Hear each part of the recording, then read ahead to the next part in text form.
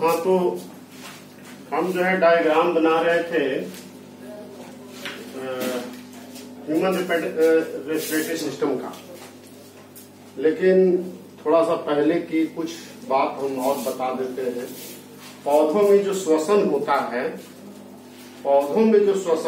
है, वह उसके रंगहीन भागों से, अब जैसे मान लीजिए कि पौधा का जड़ जो है रंगहीन होता है, पौधा का जड़ जो है प्राय रंगहीन होते हैं, कलरलेस होते हैं। और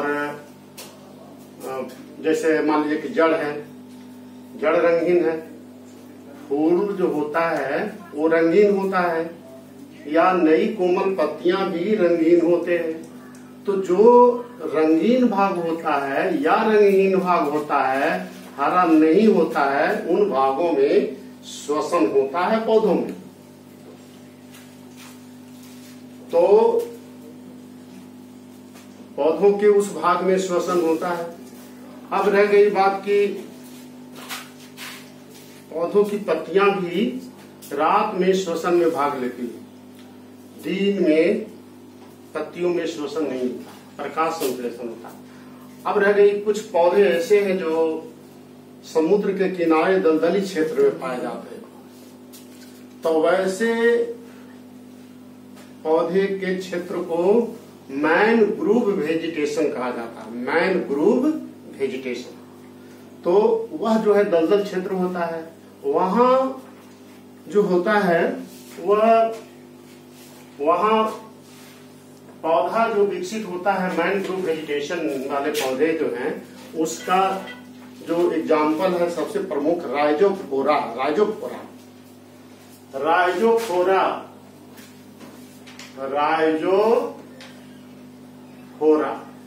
तो राइजोफोरा या सुंदरी ऐसे पौधे हैं जो दलदल क्षेत्र में पाए जाते हैं। और ये मान लीजिए कि ये दलदल है, इसी में ये वृक्ष जो है उगा है, तो इसकी जो जड़ें होती हैं, वो जड़ें ऊपर की ओर दलदल के ऊपर खूंटी की समान रचना निकलता। ये खूंटी जैसी रचना जो निकलता है जड़ से, ये जड़ है, जड़ से खूंटी जैसी रचना निकलता है और उसमें छिद्र होता है। तो ये खूंटी जैसी रचना को न्यूमैटोफोर बोलते हैं, न्यूमैटोफोर। अंग्रेजी में लिखेंगे पी साइलेंट रहेगा, न्यूमैटोफोर। अब जो है इस खूंटी जो जैसी रचना है उजला रंग का, उसमें छिद्र होता है। तो क्यों निकलता है खूंटी? इसलिए निकलता है कि ये श्वसन की क्रिया करता है, क्योंकि जो है इसकी जो मिट्टी जो दलदल है उसमें ऑक्सीजन की कमी है, सेलाइन होता है, तो इसमें ऑक्सीजन नहीं होता है।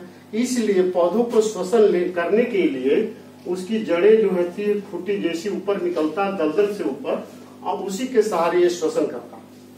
तो हम लोग जान गए हैं कि ये जो राइजोफोरा में और भी बहुत सारे इसकी विशेषता है। इसका जो फल होता है वो ऊपर लटका होता है और बीज जो है अंकुरित हो जाता है पौधे में ही अंकुरित हो जाता है। उसके फल के जो बीज है अंकुरित हो जाता है, गिरता नहीं है।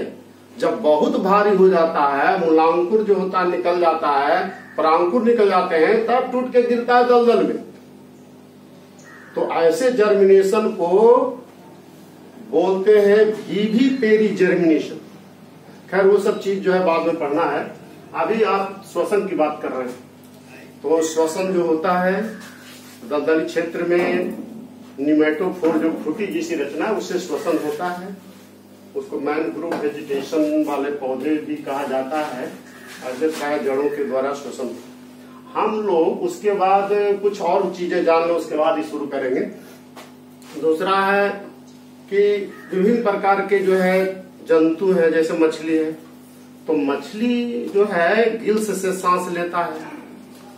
उसके गलफड़ में लाल लाल रंग का जो है वो रचना होता है, वो लैमली, जिसके सहारे पानी में घुला हुआ ऑक्सीजन को ऑब्जर्व करता है। विसरण विधि द्वारा ऑक्सीजन गैस उसके अंदर जाता है। दूसरी बात है, कहीं कहीं देता रहता है, मछलियां जो हैं जोर जोर से अपना गलफड़ क्यों चलाती हैं? सांस लेने के लिए।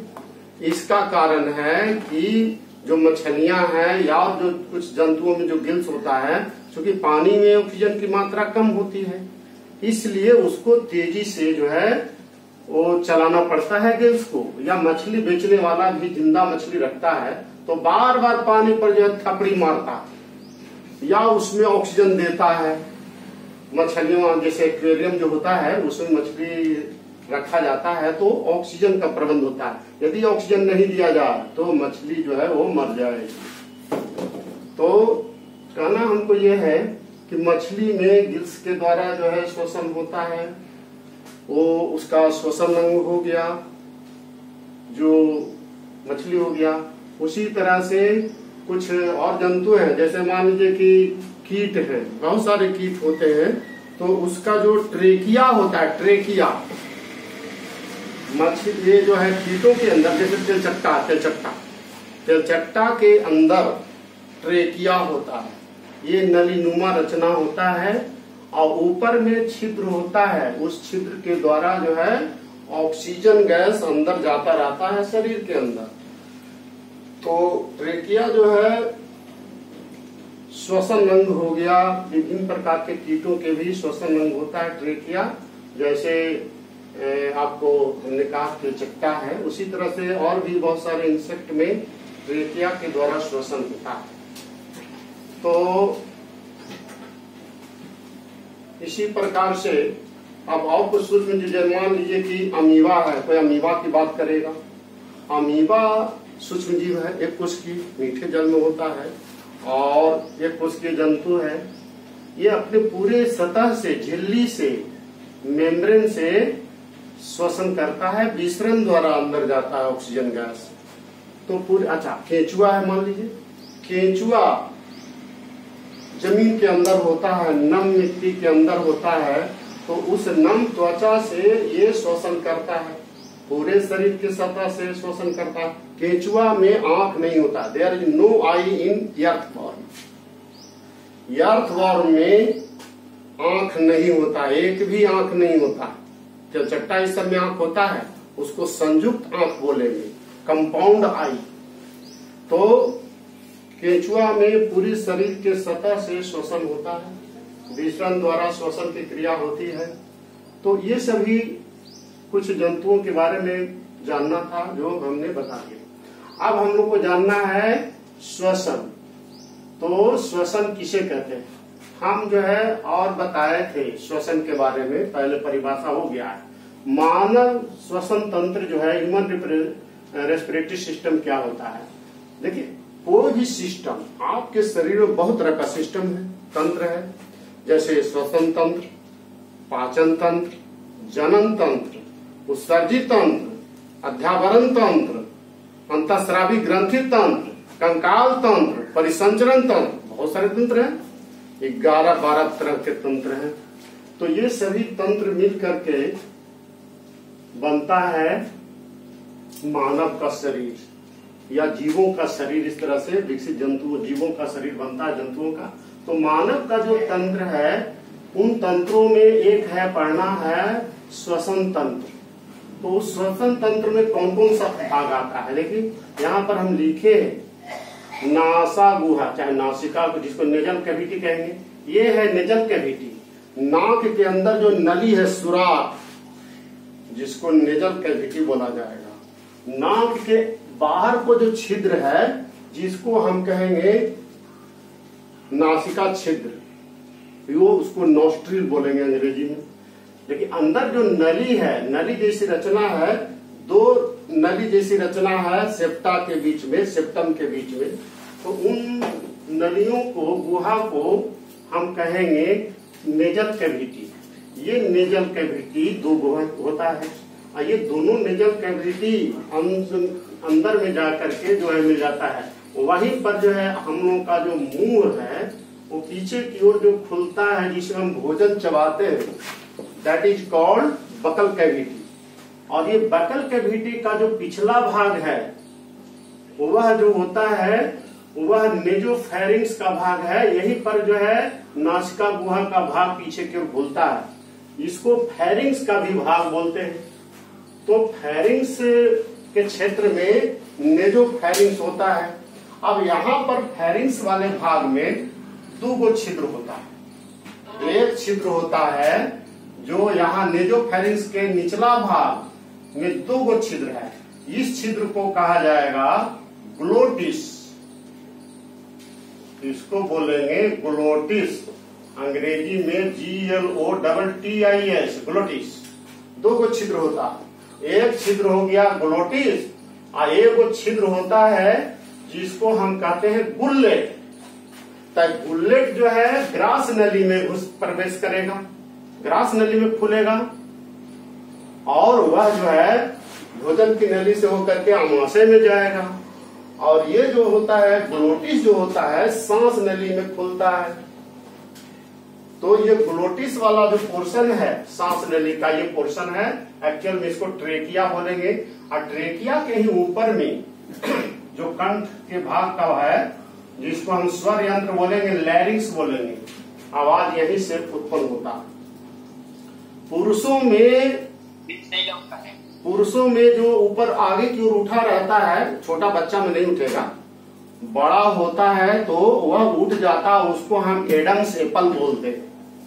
ये एडम्स एप्पल है, ये है स्वर यंत्र का भाग। जो बड़ा होने पर जब लड़का जवान हो जाता है तो ये पोर्शन आगे की ओर उठ जाता है, तो उसको हम एडम्स एप्पल बोलेंगे। तो लेकिन लड़कियों में इस तरह का नहीं होता है लक्षण। तो यही भाग जो है श्वास नली का निचला भाग में रिंग जैसी रचना है। तुम अपने हाथ से भी छू करके देख सकते हो। जो लड़का सुन रहा है हमारी बात, अपना कंठ के नीचे देखिए, लगेगा ऊंचा नीचा, तो ऊंचा ऊंचा जो देख रहा है वो रिंग है कार्टिलेज का, उपास्थि का। और ये रिंग जो होता है श्वास नली को सिकुड़ने से, कोलैप्स होने से बचाता है। कोई कहेगा कि सांस नली में अर्ध रिंग कार्टिलेज का होता है, क्यों? तो इसका जवाब देना है कि ये सांस नली को सिकुड़ने से या उसके कोलैप्स होने से बचाता है, वो स्थिरता पर दृढ़ता प्रदान कर रहा है। ये तो ये रिंग है कार्टिलेज का, सांस नली है उसमें रिंग होता है। तो ये सांस नली जिसको हम कहते हैं ट्रेकिया, ये श्वास नली भी इसको बोलेंगे। अब यही आगे चल करके 2 भाग में बट गया जिसको हम ब्रोंकस कहेंगे। ब्रोंकस जो होता है इसमें भी रिंग होता है। और ये जो है दोनों अलग अलग फेफड़ा में 2 ब्रोंकस, ब्रोंकस की संख्या 2 हुआ। दोनों ब्रोंकस अलग अलग फेफड़ा में जो है प्रवेश करता है और अंदर जाकर के बहुत सारी शाखित रचना बनाता है। ये जो शाखित रचना है जिसको हम कहेंगे ब्रोंकियोल, इसको बोलेंगे ब्रोंकियोल।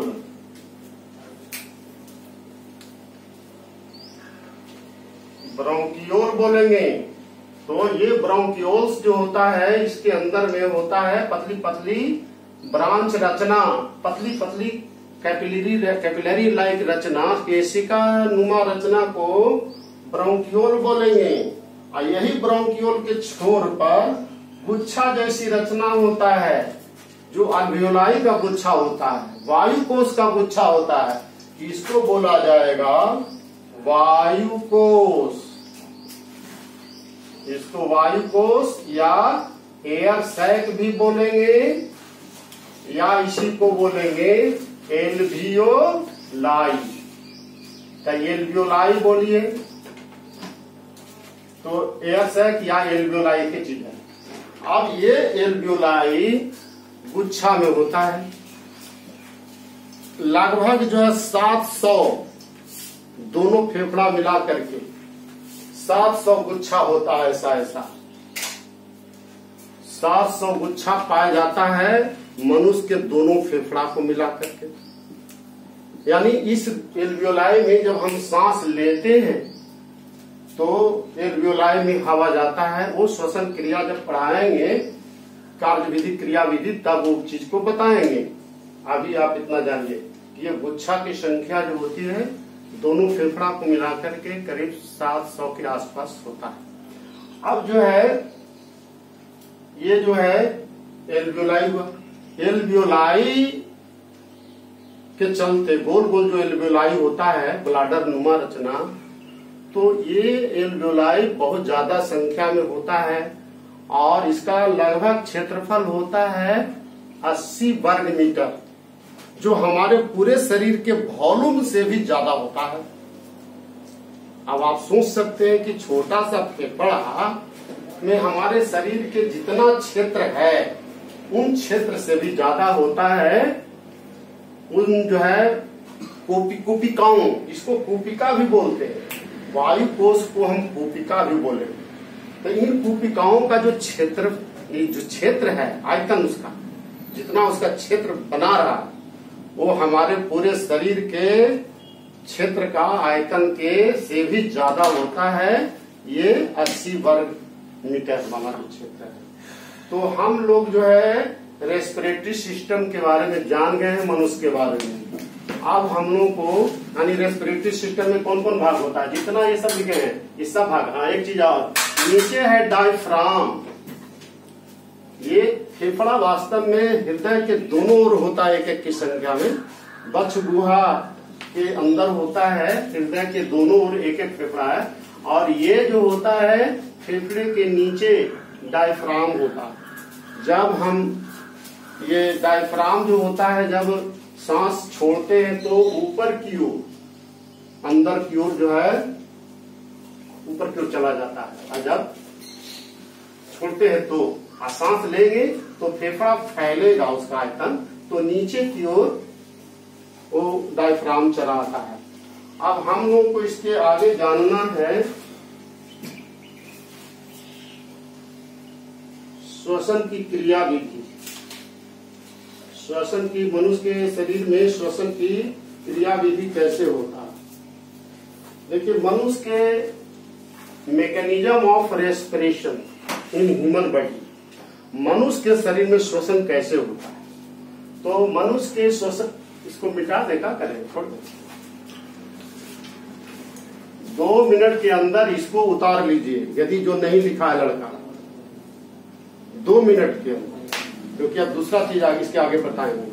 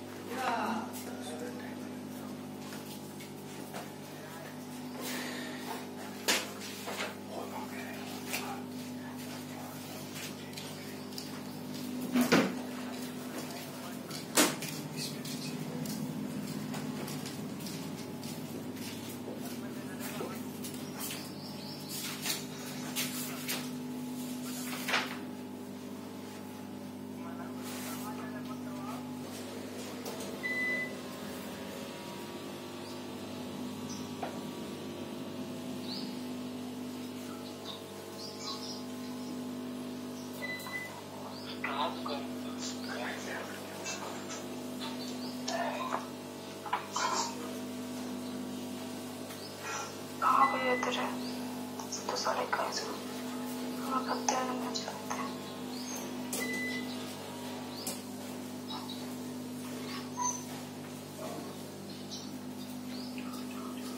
मुझे कहा था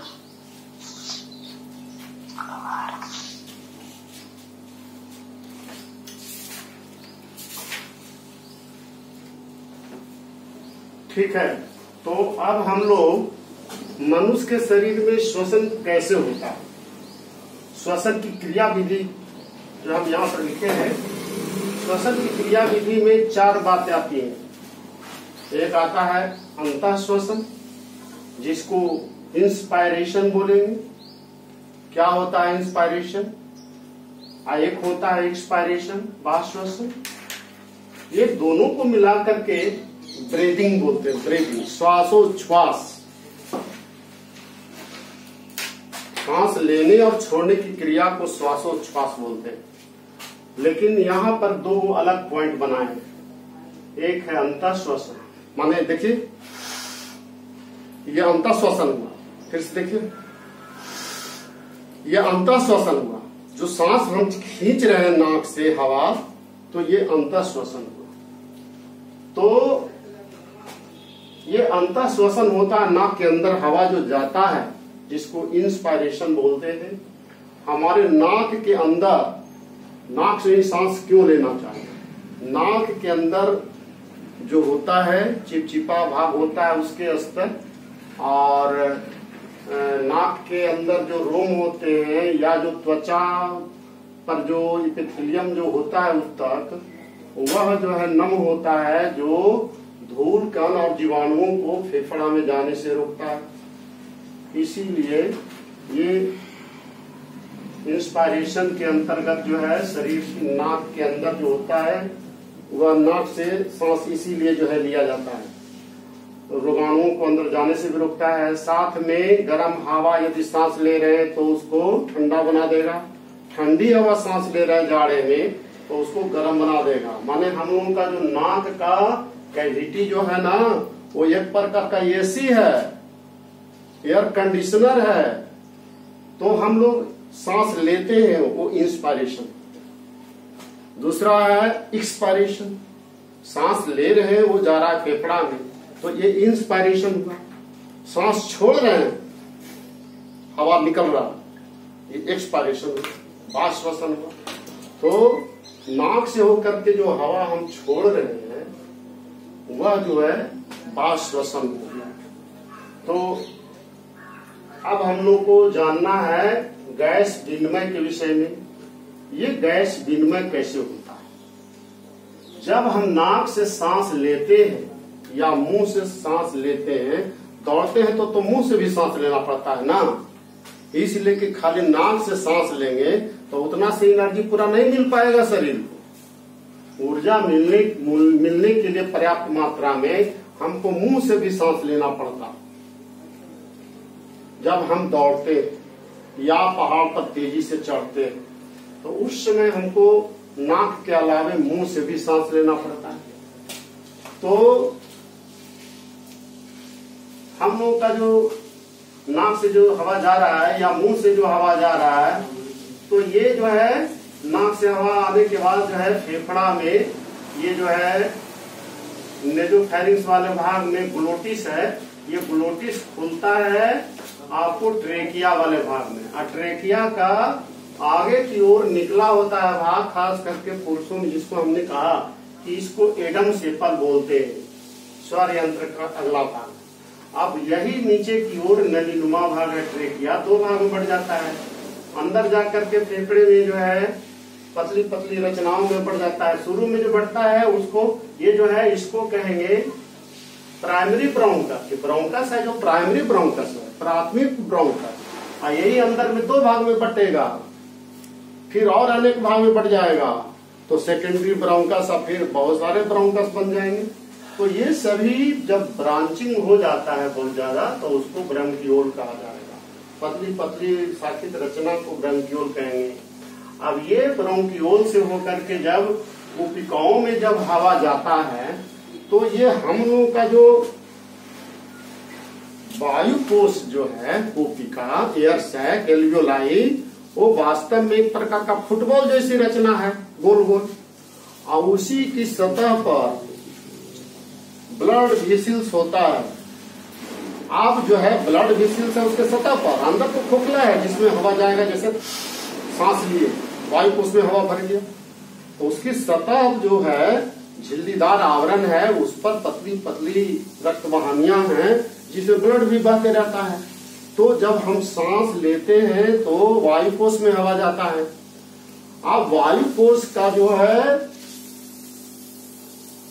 करीब 16%, सॉरी 4%, 4% ऑक्सीजन गैस, वायुमंडल में ऑक्सीजन है 21%।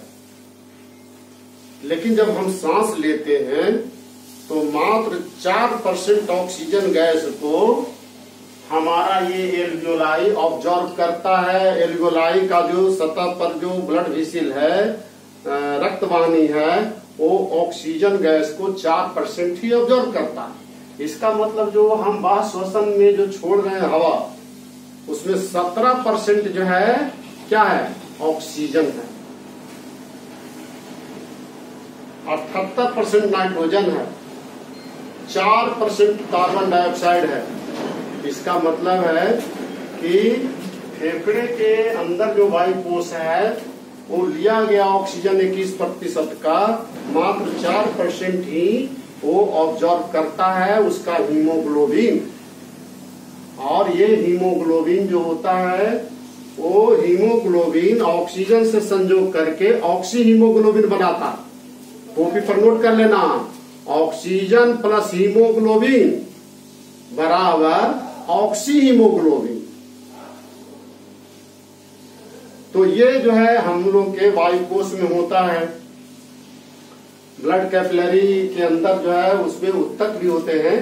तो इन हवा जब जो ये ऑक्सीजन गैस हीमोग्लोबिन के द्वारा ब्लड सर्कुलेशन से होकर के फिर जो है उत्तकों में जब जाता है, वहां से सेल में जब जाएगा तो वहां पर जो है वो डिकम्पोज हो जाता है, अब घटित हो जाता है ऑक्सी हीमोग्लोबिन, और सिर्फ ऑक्सीजन गैस ही कोशिकाओं में जाता है। कोशिका में ऑक्सीजन गैस जब जाता है तो ग्लूकोज का विखंडन होता है। विखंडन होने पर जब कार्बन डाइऑक्साइड गैस निकलता है तो फिर जो है वो विस्तृत होकर के फिर ऊतकों में आ जाता है, कोशिकाओं में। कोशिका के सतह पर वहां होता है, वहां ब्लड कैपिलरीज वहां भी होते हैं, उसमें हीमोग्लोबिन होता है। वह हीमोग्लोबिन कार्बन डाइऑक्साइड को, हीमोग्लोबिन वहां जो फेफड़ा से जब बाहर निकलता है कार्बन डाइऑक्साइड, तो वहां जो हीमोग्लोबिन होता है वो कार्बन डाइऑक्साइड से संयोग करके कार्बोक्सी हीमोग्लोबिन बनाता है। यानी CO2 प्लस हीमोग्लोबिन बराबर कार्बोक्सी हीमोग्लोबिन। अब वह कार्बोक्सी हीमोग्लोबिन ब्लड सर्कुलेशन द्वारा फिर से फेफड़ा में आएगा वायु कोश के पास, और वहां पर फिर अपघटित हो जाएगा। हीमोग्लोबिन रह जाएगा रक्तवाहिनी में, और कार्बन डाइऑक्साइड गैस जो है ये ब्रोंकियोल से होते हुए, सांस नली से होते हुए नाक से बाहर निकल जाता है, मुंह से। तो इस प्रकार से, हाँ एक चीज हम बताना ही भूल गए, ये तो हो गया। अब हम लोग को ये जानना है तो कैसे ये होता है गैस का विनिमय, इसको हम लोग जाने। अब परिवहन के बारे में जानना है, गैसों का परिवहन कैसे होता है। ये ऑक्सीजन गैस जो हमने थोड़ी बता दिया पहले भी कि ये गैस जो है ऑक्सीजन गैस, जब ऑक्सी हीमोग्लोबिन का भाग जब टूटता है तो ऑक्सीजन गैस वितरण द्वारा कोशिका में चला जाता है। अब कोशिका में जाने के बाद सबसे पहले साइटोप्लाज्म में ग्लूकोज का आंशिक विखंडन करता है ये ऑक्सीजन, सॉरी ग्लूकोज का पहले आंशिक विखंडन होता है, उसके बाद वो ऑक्सीजन जो है माइटोकॉन्ड्रिया में जो है उसको तोड़ता है। पहले तो साइटोप्लाज्म में ग्लूकोज का आंशिक विखंडन होता है, ऑक्सीजन गैस उसमें भाग नहीं लेता है, वो पायरुविक एसिड में बदलता है। 1 moles of glucose after the glycolysis in cytoplasm is to for 2 moles of pyruvic acid. 1 mole glucose के टूटने से, एंजाइम की सहायता से टूटता है साइटोप्लाज्म में, तो कोशिका के साइटोप्लाज्म में ग्लूकोज टूटता है 2 अणु पायरुविक एसिड में। तो ये पायरुविक एसिड बनता है ग्लूकोज के टूटने से 2 अणु, और ये जो है फिर वहां जब टूटता है कोई ऊर्जा भी निकलता है। कंप्लीट जो है ऐसे टूटने पर 2 ATP लिखता है, लेकिन कंप्लीट जो है टूटने पर जो है पूरी तरह से ग्लाइकोलिसिस शब्द यदि आता है कि ग्लाइकोलिसिस में, पूर्ण ग्लाइकोलिसिस प्रक्रिया में कुल मिलाकर के कितने अणु बनते हैं, तो 8 ATP बनता है। लेकिन अब वहां से जो है वो पायरुविक एसिड फिर माइटोकॉन्ड्रिया में जब जाता है तो वहां वो टूटता है ऑक्सीजन की सहायता से। तो एक अणु ग्लूकोज के टूटने से, सॉरी, एक पारुविक अणु के टूटने से 15 एटीपी ऊर्जा निकलता है। और तो यानी 2 पारुविक एसिड बन रहा है, तो 15 दूनी 30 हो जाएगा, 30 एटीपी ऊर्जा निकलेगा।